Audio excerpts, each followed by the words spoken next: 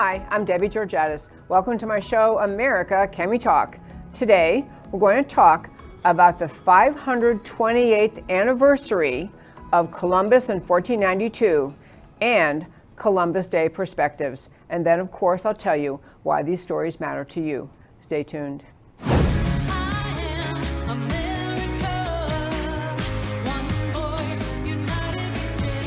Debbie Georgatos, host of America Can We Talk, is an author, attorney, and political analyst whose mission is to inspire the American political conversation about preserving liberty in the best country on earth. Well, hello again and welcome to America Can We Talk and to today's First Five. It's Columbus Day today, and I will tell you I am pre-recording this just a couple days ahead because we'll be out of town. But I do want to talk about Columbus Day from kind of a really big picture perspective. And starting the first five, just to say, this is the 528th anniversary of Christopher Columbus and the 1492 discovery of the Americas. And you likely know many people on the left want to stop calling it Columbus Day, want to stop honoring Christopher Columbus, want to call it Indigenous Peoples Day or some other name like that. But I want to talk about really where the world was in 1492. And what happened in this continent, what happened in this Western Hemisphere because of the discovery of America in 1492 by Christopher Columbus. First of all, I would like to point out that in America today, where we are in the year 2020, we have, as you likely know, many left-wing organizations very, very much vilifying Christopher Columbus.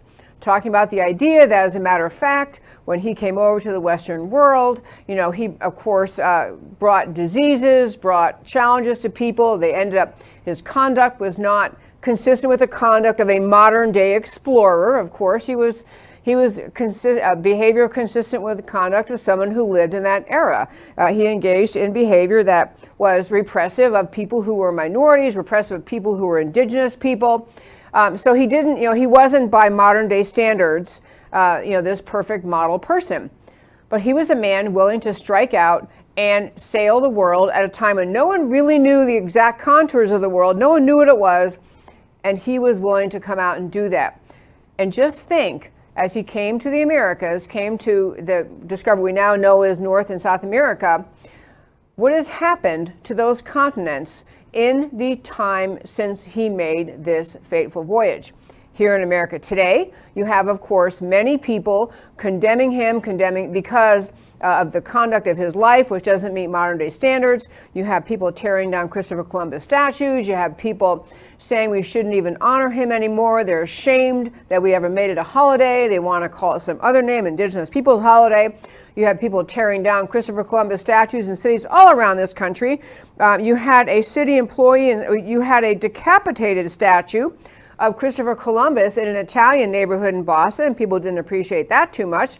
You had all over this country, you had the tearing down of Christopher Columbus statues and the tearing down of other anything honoring him for his sailing, his bravery, his coming here, because they look at the negative side of what he did or the behaviors that now are not consistent with modern day life. And so they want to kind of erase him. They talk about erasing people or censuring people, the political correctness that just kind of erases their very existence, the cancel culture. It is an effort to erase him from our modern memory, erase him from our honoring of what he did and what he set in place in this world by sailing off and coming to America. This is consistent with much that the left is doing in many other arenas, wanting to cancel, denigrate, destroy any replica that is celebrating anyone's life. That now, as we look at the world today in 2020, we look back at people and say, oh, but they believed in this, they did this, they engaged in this conduct, they didn't understand this, they shouldn't have done this, and essentially erase their existence. It's what the left is trying to do with statues that relate to or that are representing Civil War leaders from the American South. And during the Civil War, you have tearing down all the statues of people who in any way supported the South. You have tearing down the statues of all sorts of. The left has become so hysterical about just erasing America's history that they actually are attacking statues of people who did noble things in American history, tearing down Thomas Jefferson statues, desecrating George Washington statues and memorials, Abraham Lincoln. You have a mentality that has taken hold in the anti-American left in this country and frankly in this world. You have a mentality that says, number one, they decide who's worthy of being honored. They decide. Not the American people, not the historians. They, the radical anti-American, hate America left, they decide who can be honored and whose memory is to be denigrated and destroyed, whose statues are to be torn down or defaced with graffiti. So you have in this movement, in this grand scheme of America, you think starting in, if you want to pick the starting point of 1492 of the beginning of the development of the Western Hemisphere world, you have this, in 2020, this mindset that says that they are going to be the ones that define who is worthy of praise, who is worthy of ridicule, who is to be erased from our history, who is to be punished and destroyed, who is to be, whether it's Abraham Lincoln, Thomas Jefferson, George Washington, great heroes of America's history. And even before America existed, great heroes in world history whose explorations brought us to where we are today, to having an America in 2020. I want to wrap up the first 5 by saying this. I am not a particular rah-rah historical student all in favor of forever propping up Christopher Columbus.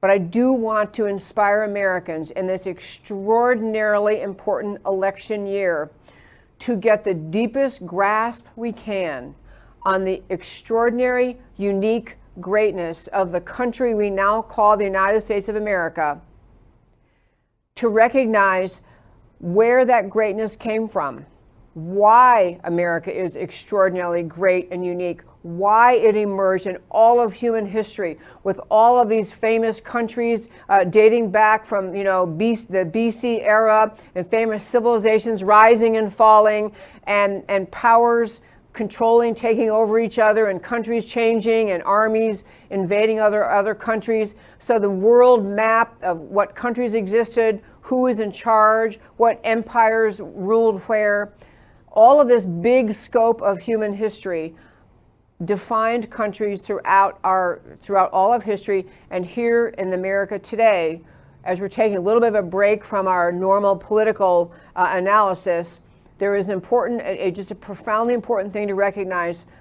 What happened in the Western Hemisphere, springing off of Christopher Columbus's coming to America, discovering America, coming to America, and how much all of the greatness that has been developed in the Western world, the true development of Western civilization that we are the epitome of here in America, all of it is on the chopping block in this election cycle because of the agenda of the anti-American radical left in this country. All of the greatness that came from America's history, all of it is on the chopping block in this 2020 election cycle, because you don't just have, there is no such thing as a sane, moderate Democrat Party. You have the radical, Marxist, anti-American left gaining power inconceivable just decades ago. And every agenda item they have is tearing down the greatness and unique, extraordinary greatness of America. It is incumbent on Americans in this election cycle to recognize how much of America is up for grabs in the 2020 election cycle, how much of America could be destroyed if we don't get this election right. And that, my very fine friends, is today's First Five. Well, I really can talk the rest of the show today. I just want to talk about in this Columbus Day, this 528th anniversary of 1492, Columbus sailing the ocean blue, and just talking a little bit about where we are as a country and what's occurring in our country today. So I'm going to start with the idea, this is not Christopher Columbus, but now moving forward to when you had the a little bit later explorers come, and you had the Pilgrim Colonies settling in what we now call New England. and we had the people coming over to New England who were seeking religious freedom, and so they came over to America and they established what eventually became the colonies, eventually became the United States of America. A lot of the anti-American left analysis, the just kind of hateful of the idea of America, in addition to directing their hatred toward Christopher Columbus and what occurred as he came to exploring and discovering the New World, you have a lot of that same historical hatred directed at America's founders, directing at the very beginning of America. You have the New York Times bringing the 1619 Project, and so they're trying to say the beginning of America is when the first slave ships arrived, and so that defined America. You know, that is the identity of America, is a racist nation. But you've had historians talking about the idea that as the Pilgrims came to America, as the British came over to America, as the colonies grew, and you had colonies developing into more distinct areas, and you had the colony of Virginia, and you had New York, that as those colonies, those Europeans came over to America, you of course had the encounters between the British, the people now in America, the American citizens, who became American citizens, and their conflict with the Native American Indians. And so you have much attention paid, and today you have major lobbying groups arguing about whether certain land should be given back to certain Native American groups, whether all of America is kind of premised on the evil of Western European ideas being imposed on what was then a land filled with a multitude of different Native American tribes. And so you had, they talk, obviously we hear a lot about the Pilgrims coming, and pretty soon the diseases that came over with the Western Europeans came to America. You had the Native Americans, their systems not ready to handle the diseases that were brought over from Western Europe. So you had death within Native American communities. You had wars between the settlers as they expanded westward in America, and they encountered more and more of the Native American tribes. And so you had that is a fact of American history. It's a fact of our country's history as we look at how we got to where we are today, the United States of America, spanning from the Pacific to the Atlantic and spanning from our northern border with Canada and our southern border with Mexico. You had this land evolve into what is United States of America. And in the course of that history, of course, there were conflicts between the settlers, the Americans, settling and moving westward, and encountering the Native American tribes who had been there historically much longer. And so it's become trendy in the intellectual American left to be denigrating of American culture, of America's history, and basically denigrating the idea that who are we to say what we brought to America was a better thing? Who are we to say that the Native American tribes that lived here for centuries before the arrival of the Europeans, who are we to say that we had any right? Who were we to take their land away? Who were we to take their land and engage in the wars that happened, of course, between between the Western settlers, the European settlers, and the Native Americans? You have people arguing about the Mexican citizens who there is a very large and active group claiming that a very large segment of America's Southwest, California, New Mexico, areas of American Southwest really truly still belong to people of the Mexican heritage, that was really their land, and that, through wars, and it was, they had eras of history where they were predominant, they were in charge, they had laid claim, and they owned those lands. And so you had wars establishing those areas before we finally got to a continental American United States, what we have today. And what I want to I'm getting at this idea. I know it's kind of a funny way to honor Columbus Day, but I really want to try to celebrate the unique greatness of America while taking into account the honest history of getting to where we are. So yes, it is true that as the Western European settlers came to what we now call the East Coast, came to the New England area, you had, as our civilization grew, as we had the country grow, we spread westward, and then we had various wars with Native American tribes, and eventually America became America with the borders that we have. And you have people saying today, well, we should be giving back this land to this group, giving back this land to this group. And I want to just say that I think that the extraordinary greatness of America is not recognized, not honored, not respected by the people making the arguments about the Native American tribes, making the arguments about the people of Mexican or Spanish descent who had control over various pieces of land that we now are in America. The simple fact is, of world history, world wars have been fought. Nations have been at war against nations since time began. Invading armies have taken over other areas, and then some other army fights back, and then a new invading army comes along. You've had royalty throughout the centuries that were ruling certain areas and trying to expand their own empires and claim what they had control over. It is not a unique thing to have as a history of a country that there were battles over land, that there were battles over pieces of geography. At some point, to have civilization, to have order, you have to have geography that is claimed and owned by one country, and you have to have sovereignty. Prior to the arrival of any Europeans on what we now call the United States of America, in pre-Columbian America, pre-Columbus coming here, there were tribes of all kinds all over what we now call the United States of America, regular, violent wars. It wasn't like it was a peaceful place and all these Native American tribes just, living blissfully. There were wars between the pre-Columbian tribes of various kinds, South America, North America. There were tribes that fought each other. They claimed land against each other, very, very violent wars. They have retaliatory wars because somebody took some land last time and someone took some land this time. And so you didn't ever have this blissful arena of American history where what we call America was just a peaceful cohabitation of a multitude of different Native American tribes. They fought for the same reason that wars occur around the world. They fought for territory, for land, sometimes when they had problems with not enough crops, not enough food, not whatever the reason was, they fought to take other territory. Somehow that history, that the Native American tribes and others throughout history have been violent. All that is lost on the intellectuals in this country who are still critical of the idea that we claim this land as United States of America. The United States of America, the unique greatness was, as the country was formed, what we created was unique in all of American history.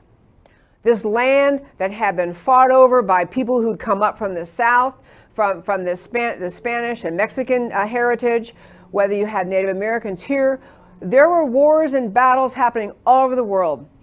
But what happened in America's history, in the creation of America, when you had the settlers coming over here, you had the beginnings of an ordered life. You had the beginnings replicating in part what was happening in England, because England by then, they had the Magna Carta, they had developed some more sense of rights and sense of law for the people. But what happened on this very land that is the United States of America was the creation of a country based on ideas, not based on race, ethnicity, national origin, not based on the clobbering by, one army over another army. You had instead a country that was built on and came from its very beginning built on ideas of the rights of man. That's what the founding of America was. Yes, it had history, battling and wars with Native Americans and violent conflicts between Native Americans and that in various areas and the settlers who came here. But what America finally did, back at the time of our founding, was to create a country that actually laid the groundwork, laid a premise for the idea that every individual man and woman has a right to live in freedom. Every individual man has a right, has God-given rights because they were born to live in freedom.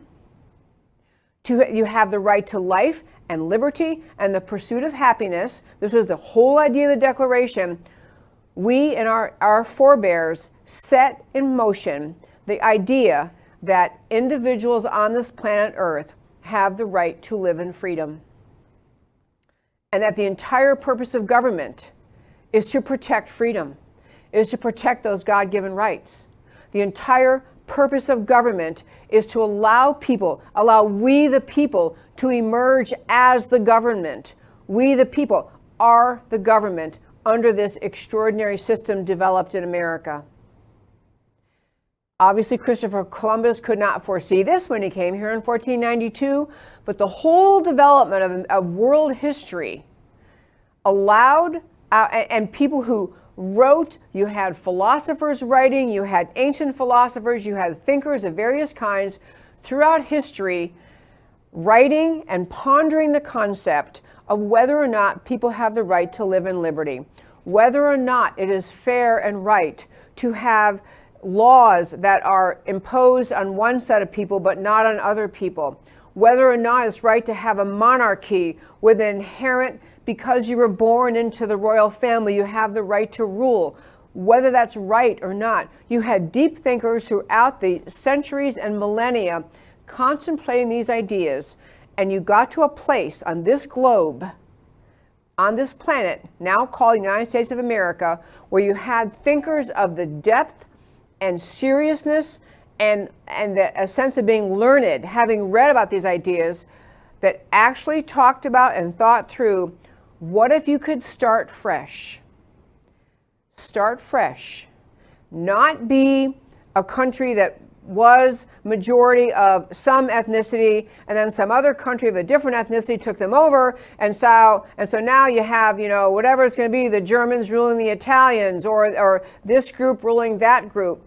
All throughout history, the battles were ethnic, they were religious, they were the idea of the invading Muslim armies taking over in waves, taking over, springing out of the birth of Islam, and then spreading throughout that part of the world in violent overtaking of other countries.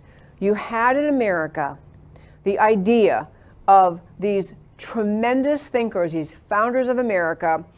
What if we can start fresh and say, we have no invading armies, we have no ruling ethnicity, we have no monarchy, we have no descendants of the kings and queens deciding for us.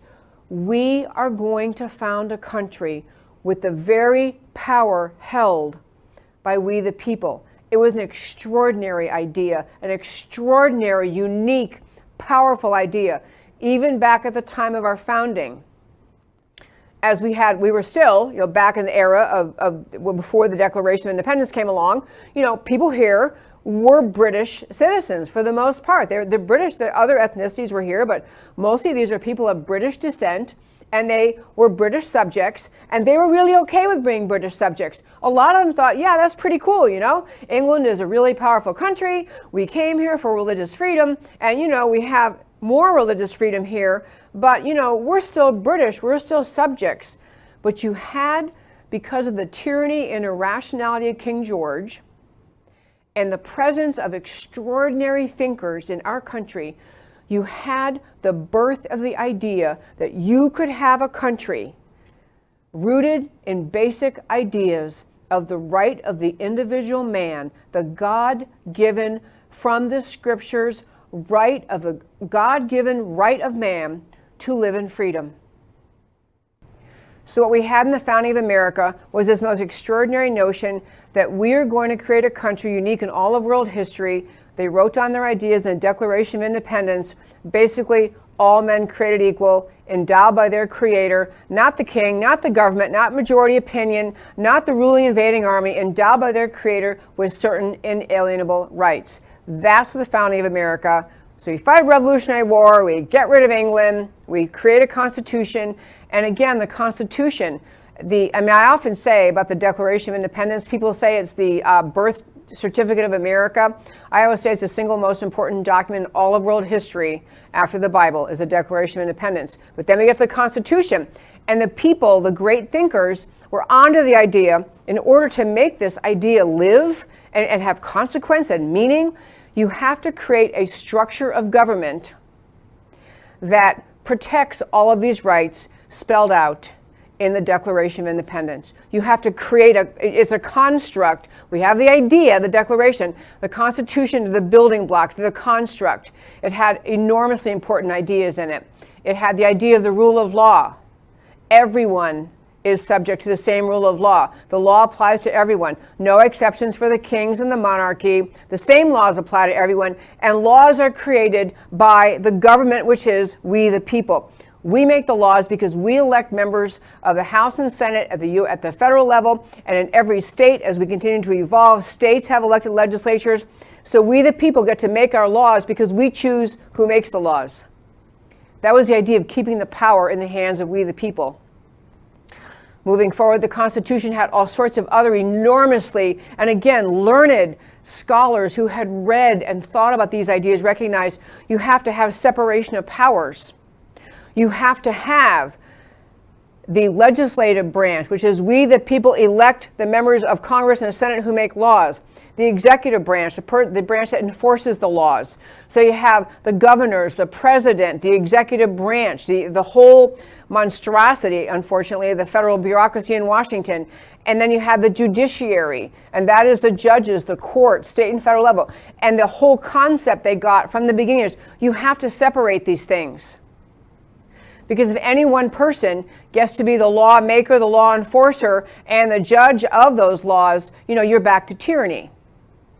The Constitution was a boulder in the road to try to stop the development of tyranny in this country. The Bill of Rights is the same kind of thing in this country. The Bill of Rights, it spells out, you have the right, the very First Amendment, you have the right to freedom of religion.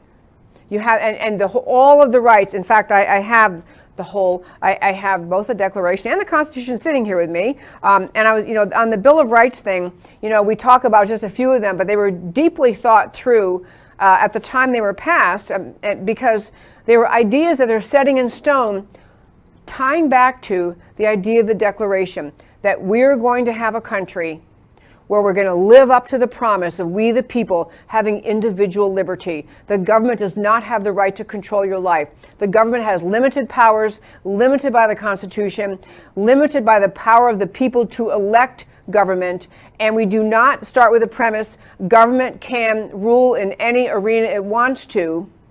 We start with the premise the people are the government, and we elect legislators, and they make laws, and their power, even where the categories of life where they're allowed to make laws, is limited by the Constitution and state constitutions as well. And I'm getting all around this to say, among the many extraordinary things, and I've said it in my show before, but, I could move to the country of Italy, and I could follow all the laws in Italy and to become a citizen. And I could pass a citizenship test and become a citizen of Italy. But I can never be Italian because I'm not Italian by background. I can never become Italian. I could become a citizen. But everyone can, in this world, become an American. Because becoming an American has nothing to do with race, ethnicity, or national origin. Nothing at all. It has to do with these ideas that created America. That's what America is. It's a country rooted in these ideas, and it's a country because of those ideas and what the system that flowed out of these ideas. We created the free market economy, the strongest, most robust, and most productive, reliable, lifting up the poorest among us. We've said many times on this show, the poorest among us in America live better than something like 2/3 of the rest of the world. We had freedom that brought prosperity. Free markets and capitalism are tied to the idea of freedom. They're not just a random economic idea that is equally valuable or respectable as socialism or Marxism or communism. Free markets, capitalism, entrepreneurship, they're rooted in, they're the only possible system you can have if you're willing to honor the idea of foundational freedom in America. That is what free markets are. And a point I want to get to many, many points today, because we're at this point in 2020, it's almost inconceivable that where we are, where everything about America's founding is on the ballot in 2020. And I'll explain some more what I mean by that. So to start with, the economic system that made America the most productive, abundant nation, the source of, I mean, the statistics, when they rail them off sometimes, read them off sometimes, America is the source of the vast, overwhelming majority of inventions and patents and copyrights because of freedom. Because freedom inspires people to go out and create things and invent things and make a company that can do something different and do something better. And in America, the government is not going to tell you you can't do that.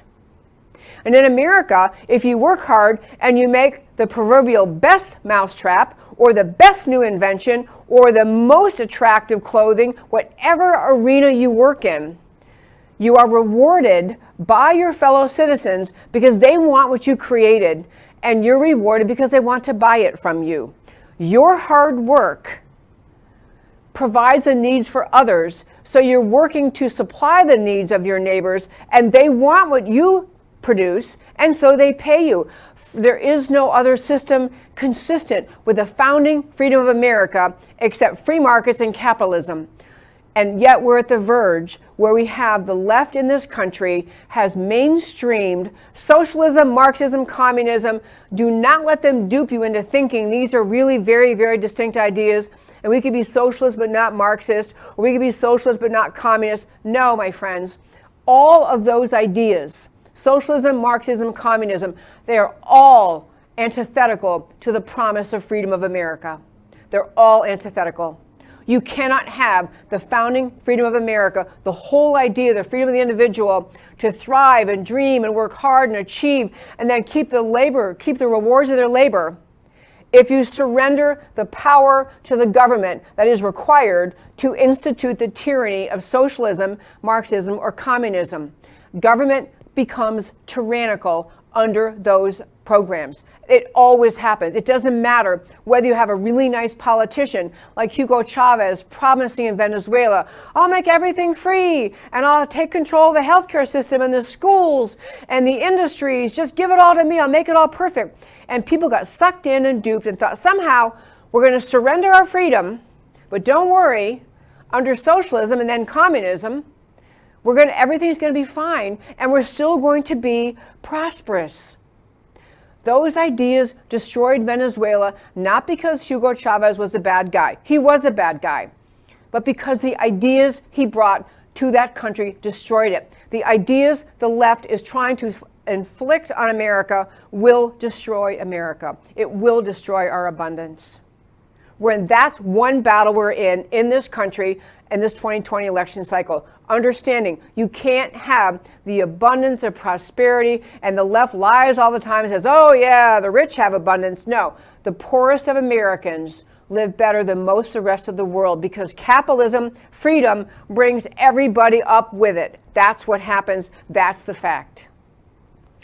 Another battle for the founding ideas of America that the anti-American left is just stridently engaged in is to define America in silos of race, ethnicity, national origin, and skin color.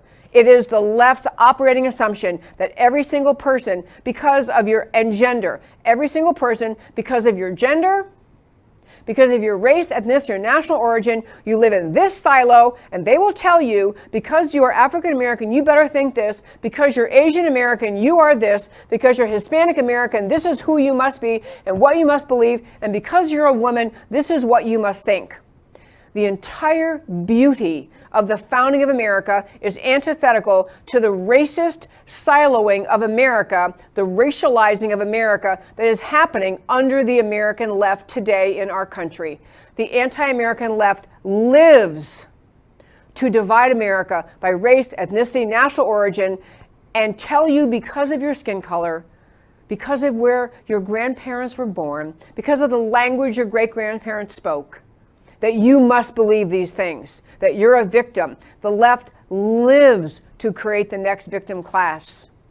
The very foundational idea of the left is antithetical to the founding ideas of America, the founding ideas of each of us having rights from God because we were born, and the right to live in life, liberty, the pursuit of happiness. In fact, a lot of what the left is doing to this country and their racialization and their siloing of America is driving us backwards into the time when America was tribal.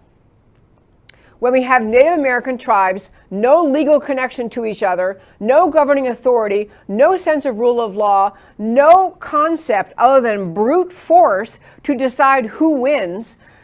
When we had the Native American cultures, Native American tribes in this country, you had in pre-Columbian America, you had endless wars between Native American tribes. No governing authority, no order, no agreement on a set of laws. What America did in bringing the concept, the final concept of the Declaration of Independence, the Constitution, is uplift America and everyone blessed enough to live here, to uplift America to a higher idea of the rights of man and the identity of man. Your identity is not your skin color. It is not your tribe. It is not your race. It's not your national origin. Your identity as an American, if you're blessed enough to be an American, your identity is as you have the heritage of freedom given to you by our founders to pursue your dreams, your life, your liberty, your pursuit of happiness. All of that is antithetical to what the left is trying to do to this country. Completely antithetical. You can't have the America of the founding and the racializing, siloing of America that the left is selling. Also in this 2020 election cycle, we have in this country a growing intolerance for religious freedom. That growing intolerance of religious freedom goes hand in hand with the left's embrace of socialism. Throughout human history, every time a socialist, communist power entity or group comes to power, among the first things they do is round up the priests, round up the church, and kill them, put them in jail. There is ongoing in China today. It is not coincidental that in China that is still committed to communism. The Christian church is consistently under persecution, consistently under being arrested, the government of China knocking down churches, literally bringing wrecking balls and knocking down churches, arresting priests, arresting Christians, rounding them up. This attitude of intolerance toward religious faith goes hand in hand with communism and socialism. It is why in socialist countries, Romania, another great example, in the country of Romania, when they went through their phase of communism, they finally overthrew Ceausescu, but along the way, they had communism destroying religious faith, destroying the rights of religious people, outlawing religion in some cases. The entire point of freedom in America and religious freedom is the idea that religious freedom comes from God. That's what the founders were saying. That's why they put it as the first freedom and the First Amendment. Religious freedom comes from God. It's your God-given right. Socialists, communists, Marxists, in varying degrees, are intolerant of religion because when religious people actually believe the faith they are learning, they can't be manipulated and controlled to the degree that socialists and Marxists need to control the people. Socialism, Marxism, communism, the whole ugly isms are all about tyrannical government controlling people. They're all about the starting assumption of society is government is in charge and we'll tell you how much freedom you can have. America is the idea that you have God-given freedom and we tell the government what they are allowed to do, what their limits are. We tell the government that they cannot limit our freedom. And so in this era in 2020, we have growing intolerance for religious freedom in a whole host of ways. We've talked about it many times on this show. We've talked about the First Liberty Organization in Dallas, Texas, that takes the cases for representing religious freedom. So we have people whose religious freedom has been challenged. You have that entity and other entities, Alliance Defending Freedom, another one of them, taking the cases of people who are being persecuted because of their faith, the government's finding their faith intolerable, not wanting to tolerate it. You had, just one little example, you had a high school football coach fired because after every game, as he had promised God he would do before he took the job, he took a knee, got down on his knee to thank God after football games. He didn't make anybody else do it with him. He did not condition his players' right to play on the team if they want to join him or not. It was very private, but this one story is a great example of the concept of what's changing in American law. What is changing in our country is that there was actually a willingness on the part of the school district, and this is in, I think, Bremerton, Washington, the school district, to fire this coach. Tell him, because you're a representative, you're an employee of the public school, because you're the coach, you're not allowed to show any religious expression. You cannot be praying, even after the game's over, the crowds are dispersing, people are going home. He's wanting to go out to the field and take a knee and thank God for the safety of his players, for whatever happened in the game, and fired for it. Fired for it. You have people being told what kind of business they are required to do. You have bakers and florists and people who provide all sorts of services for weddings being told they have to violate their religious freedom, violate their religious views related to marriage, or else the government is going to shut them down. These may seem like small examples. You're thinking, well, you still have religious freedom. You still get to go to church on Sunday. Hey, they're not knocking down churches. But these are the steps along the way when you start to agree that religious freedom is something the government regulates and decides. So the government can tell a baker in Colorado, we're shutting your business down if you won't bake a cake for a same-sex wedding, even though you believe that violates your religious freedom. It's on the horizon. It's right in front of our faces. We have assaults on religious freedom in this country. We have the anti-American left in this country in countless ways telling you they fundamentally disagree with the founding idea of America, the founding values of America. You have courts in this country filled with left-wing judges who simply don't follow the law. Left-wing judges who you had President Trump come into office after being duly elected, coming into office and issuing an executive order with the intent of keeping the American people safe from terrorists who might be coming to our country from countries filled with radical Islamic terrorists. You had a president trying to protect the American citizens. You had no question of any kind under federal law, no question that the president 100% had authority to issue that executive order. He had the right under the Constitution and the right under federal law, unequivocal, no questions asked, and yet you had President Trump have to go through numerous iterations, having federal judges along the way, federal district court judges and federal appellate court judges refusing to follow the law and instead following the left-wing agenda that says we don't like President Trump and we want to stand in his way. These are bigger questions than whether you do or do not like the executive orders, whatever you think about those executive orders. The bigger question, why I'm raising it in this conversation today on Columbus Day, is you have an American left that simply believes they have the right to put judges into federal court positions who will do the bidding of the left-wing agenda of this country, who no longer feel compelled to simply stick with following the rule of law, following what the federal law says or the state law, following the Constitution. They are using their positions of power in courts to put forth a left-wing agenda inconsistent with their job as the judiciary, the 1/3 of the three branches of government. I got to go on, but we're about out of time on this Columbus Day. I told you I'm pre-recording this. I wanted to do a show that was relevant no matter what happens over the weekend or happens on Monday. But I do want to plant this seed as I wrap up the show today. There has never been a more important election in America than this year, than 2020.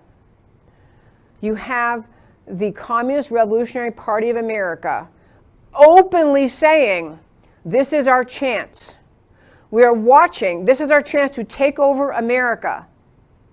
They see that they are allies with the Democrat Party. It is no longer the Democrat Party, and over here the Democrat Socialists, and over here the Communists. These leftist ideologies have melded and merged in the last 10 years or so.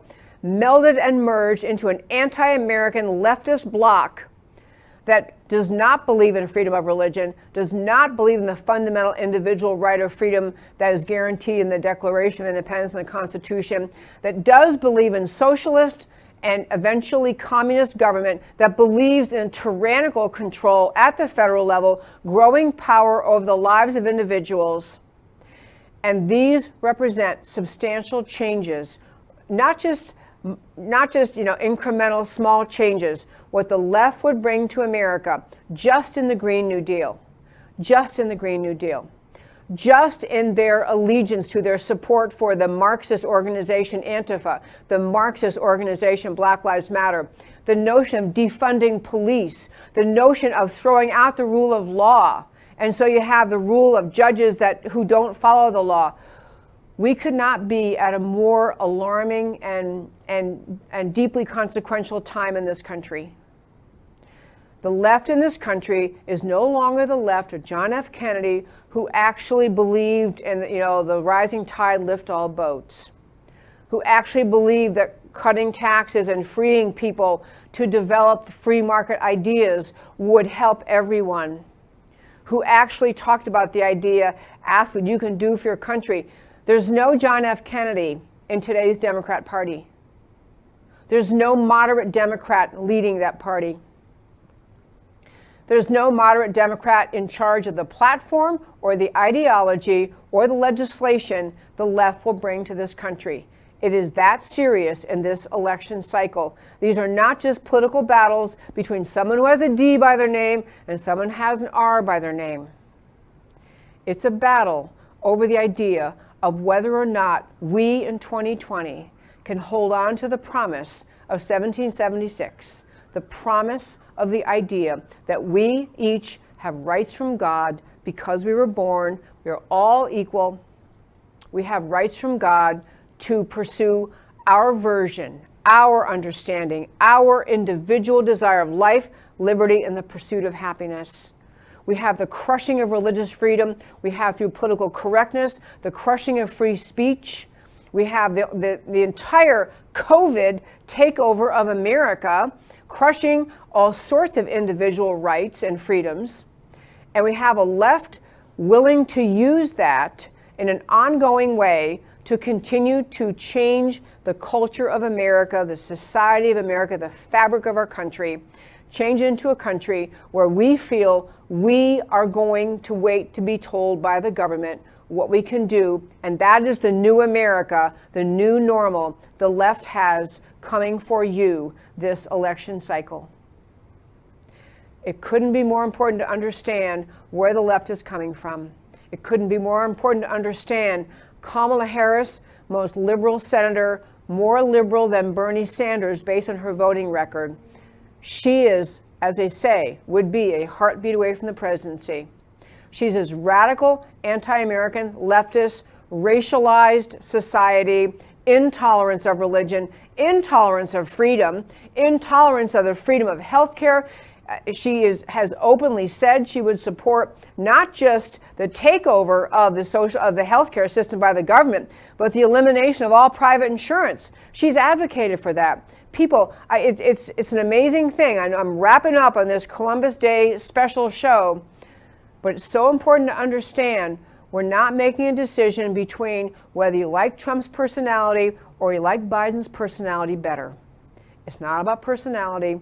It's not about who gave a better speech. It's not about who tweets too much or any of those kinds of issues. It's about, do you understand the fundamental freedom of America is on the ballot in 2020. It is incumbent on every American to understand this and to vote to preserve America.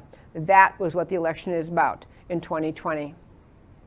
I close the show by telling you why the stories I talked about today matter to you. And so I think Matt the Wonderful has these ready to go. The Columbus Day Perspectives in 2020, the anti-American left Democrat Party wants to tear down Columbus statues. The real message is tear down America, tear down Western civilization. American Western civilization's trajectory since 1492 shows spectacular human progress, freedom of worship, freedom of speech, empowerment of we the people, not monarchs, rulers, or dictators, affirmation of self-evident truths, of individual rights from God, not from men, separation of powers, limited government with purpose to protect human freedom, a savage internal war fought and won, the Civil War, to end slavery, massive movement toward equalizing of men and women, victory in 2 world wars, but no American imperialism or conquered territory, innovation and exploration unparalleled in human history, lifespan and standard of living expanded and raised enormously, all of what I just said. Keep in mind, coming from 1492 to now, this is what America did. And on Columbus Day Perspectives, the true history of America is a history of marvelous advancement of good for mankind. America's prosperity and success is not due to geography. It is not due to ethnicity or skin color or gender of her people. It's not an accident. It's not an aberration. It's not the result of luck. America's prosperity and success is due to the divine inspiration and power and truth of her founding ideals. They apply to all people. They apply to all time. They are never outmoded. They are simply better understood and applied. There is nothing progressive about the radical reactionary left. On Columbus Day 2020, America is called to stay true to her founding, answer the call, vote America, vote Trump on November 3rd. And that, my friends, is America Can We Talk for today on Columbus Day 2020. Thank you for listening. You can email me at americacanwetalk@gmail.com. Check out our website, americacanwetalk.org. On that website, you can subscribe to the weekly newsletter. You can make a donation for this listener-supported show to stay on air. We'd love your support, one-time or recurring. I love hearing from you. I love trying to answer your questions. And with that, I'll close out by saying thank you so much for listening to this show, America Can We Talk, where I always talk truth about America because America matters. And I'll talk to you next time.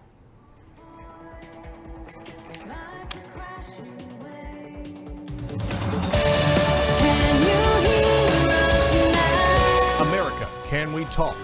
Truth about America.